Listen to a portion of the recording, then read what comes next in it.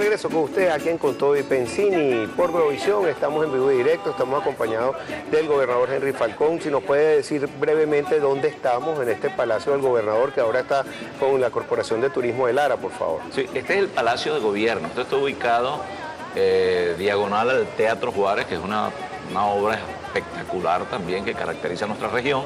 Y aquí funcionó por años el despacho del gobernador del estado. Cuando nosotros llegamos, decidimos abrir estas puertas del palacio e instalar aquí la Corporación de Turismo del Estado de Lara, de tal manera que este palacio es visitable, tiene unas obras de arte espectaculares y aquí puedes ver expresiones de nuestras tradiciones, hay gastronomía, artesanía, etc. Este es un palacio espectacular y esto sirve también de encuentros del Consejo Estadal de Planificación de Políticas Públicas, que es la sede de esa instancia de planificación de gobierno. Claro. Bueno, gobernador, tengo que hacer una pregunta porque ya pasó el 13 de enero, se esperaba una reunión entre la MUD del gobierno con facilitadores internacionales.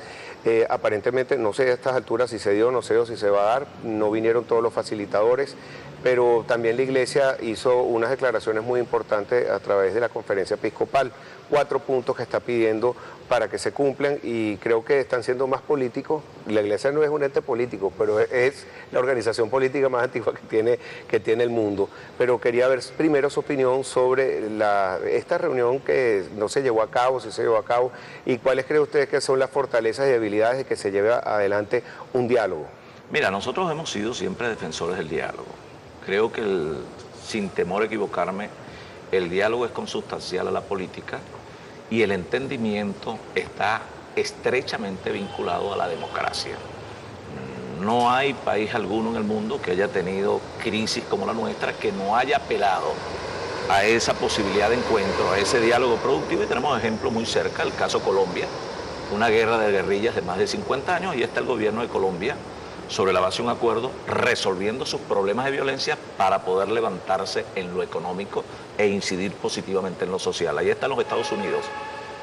Después de muchos años de bloqueo, de bloqueo económico, los Estados Unidos a Cuba, superaron sus diferencias, pusieron por delante el interés de sus pueblos y allí hubo un acercamiento que de alguna manera vislumbra una posibilidad de apertura, no solamente de Cuba a los Estados Unidos, sino de los Estados Unidos a Cuba. Y con el mismo actor, facilitador que tenemos aquí, que es el Papa Francisco, por lo menos con su emisario. ¿Por qué nosotros no podemos lograr eso? Porque hay mucho complejo en Venezuela. Tenemos mucho complejo y hay un mal manejo de esa política de entendimiento y de diálogo. No ha sido lo suficientemente eficaz, porque no ha habido, de verdad, un compromiso de ambos lados, diría yo. Porque cuando te dejas llevar por los sectores extremos y procuras hablarle más a las galerías, hablarles más al Twitter, a las redes sociales, y no de verdad concretar soluciones en función de las grandes dificultades de la gente y priorizas en el interés de tu partido o de la visión política que representas y montas una cara cuando estás en la mesa de diálogo y cuando te pones frente a la cámara cambias totalmente porque tienes que hablarle entonces al público, entonces allí hay un desfase del objetivo que debemos nosotros entender en esas negociaciones, porque una mesa de diálogo es una negociación, donde hay aspiraciones y por supuesto tienen que haber sesiones. Entonces, aspiración y sesión. Cada quien tiene una motivación en la mesa y debemos buscar un equilibrio. ¿Pero qué debe privar allí? El interés de Venezuela, no el interés de un partido. Entonces, inicialmente hubo unos encuentros que tuvieron sus debilidades. Creo que hay algunos acuerdos que no se materializaron en concreciones, no se materializaron en resultados, y eso genera ciertas dificultades y genera desconfianza. Pero la situación del país hoy es más aguda que hace 3 meses atrás. Si te pones a ver el desconocimiento que plantea la Asamblea Nacional a través de la tesis del abandono del cargo, en nuestro criterio, ineficaz, inoficiosa, inútil, ese planteamiento, en mi criterio, no tiene ningún soporte constitucional, jurídico, y por el contrario genera unas expectativas que a la postre se van a convertir en grandes frustraciones. Yo lo decía, por ejemplo, fíjate, hoy en una entrevista, decía, hay gente que me critica, en 30 días veremos si el resultado que plantearon algunos que dijeron, no, es que si se declara el abandono del cargo, en 30 días tenemos elecciones. Eso es una gran mentira. Eso es engañoso. Eso no se le puede hacer al país. Entonces, el diálogo, eso más bien complica la posibilidad de entendimiento. El gobierno no reconoce la legitimidad de la Asamblea Nacional. El gobierno no la reconoce el Tribunal Supremo de Justicia y la Asamblea Nacional dice que, por el contrario, el presidente no existe en el ejercicio de su cargo. ¿Cómo destrabas ese juego?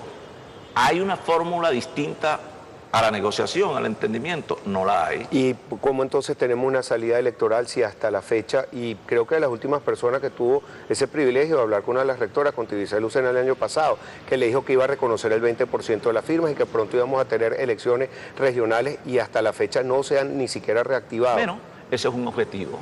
Para mí ese es el objetivo primario. La exigencia de las elecciones en un tiempo perentorio, porque el proceso electoral del mes de diciembre fue postergado por el Consejo Nacional Electoral sin justificación alguna. Esa tiene que ser una meta, como lo fue el año pasado, por ejemplo, cuando estábamos en la consulta referendaria. Yo era uno de los que decía, ¿por qué solo debemos abordar el camino del referéndum y por qué no podemos de manera paralela abordar el camino a la elección regional? ¿Cómo es que ambos niegan la posibilidad de la calle, la presión permanente de calle? Y eso no niega, no excluye la posibilidad de una negociación.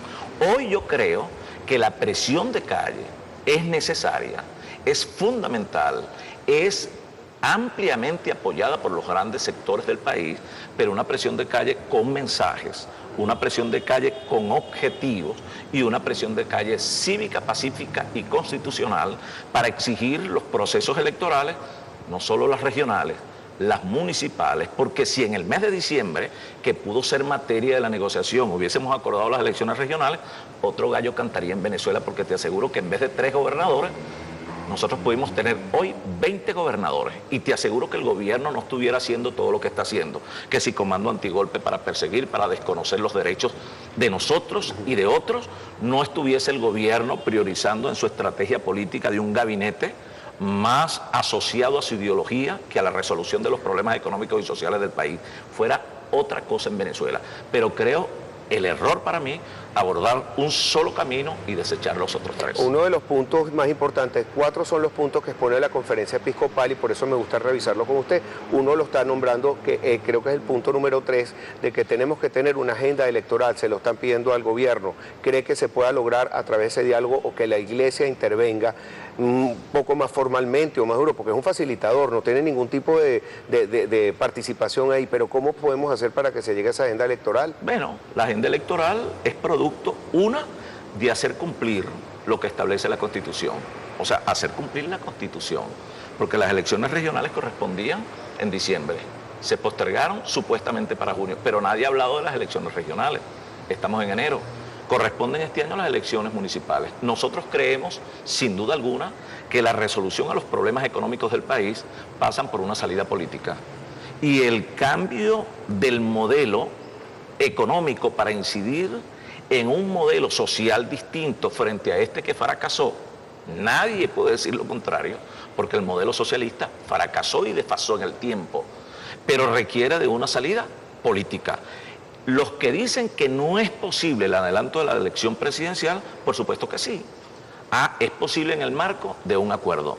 Lo que nosotros hemos dicho, ese acuerdo, que debería ser un gran acuerdo de unidad nacional, que no solamente lo acompañen los sectores de la política, también la Fuerza Armada, la Iglesia Católica y las diferentes expresiones religiosas, pero ¿por qué no el sector productivo? Sí. Y lograr de ese acuerdo político una enmienda constitucional para un adelanto de la elección presidencial. No tendría que pasar por una renuncia presidencial porque es un acto completamente voluntario. Pero todo eso es posible en el marco de una mesa. Okay. De allí la negociación y de la negociación un acuerdo político donde debe ponerse de primero los intereses del país. Sí. Eso es perfectamente Tenemos posible. que ir a una pausa. Regreso, quiero preguntarle porque nosotros vemos más bien que lo que aparenta el gobierno es que se está radicalizando, más que bajar un poco el tono e ir más a esa mesa de diálogo. ¿Cree entonces que con esta radicalización de este proceso se logre ese diálogo? Al regreso me contesta, gobernador. Muchas gracias. Ya regresamos con más para ustedes aquí.